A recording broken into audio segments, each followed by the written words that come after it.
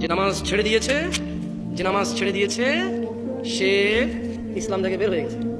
আর যে নামাজ ছাড়েনি, শত অন্যায় অবিচার পাপ থাকবে, আল্লাহর সাথে তার সাথে ক্ষমা চাইবে, আল্লাহ মাফ করবে, আর করবে না, প্রতিশ্রুতি দেবে, আবার মানুষ হিসেবে দুর্বল হয়ে যাবে, আবার আল্লাহর কাছে মাফ চাইবে, লজ্জা পাবে না, আল্লাহ আবার মাফ করবে।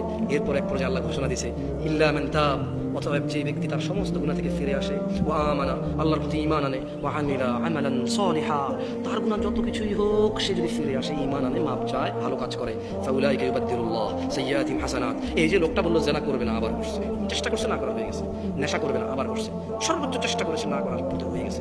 এই যে লোকটা নামাজ মিস করে ফেলেছে, চেষ্টা করেছে সর্বোচ্চ পড়ার, হঠাৎ দেখে গেলে মিস হয়ে গেছে, তো আল্লাহ কোরআনুল কারীমে সূরা ফুরকানে বলছে যে লোকটা ইল্লা মান তাব, হাজার সহস্র কোটি অপরাধ থেকে মাপ চেয়ে ফিরে আসলো, ওয়া আমানা, এরপর ঈমান নিয়ে নিয়েছে, ওয়া আমিলা আমালান সালিহা, মাপ চাইছে, ঈমান আনছে, কিছু ভালো কাজ করা শুরু করে দিয়েছে।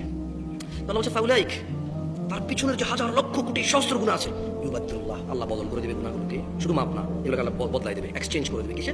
সাইয়্যাতিহিম হাসানাত, নেকিতে পরিবর্তন করে দেবে সব গুনাহকে।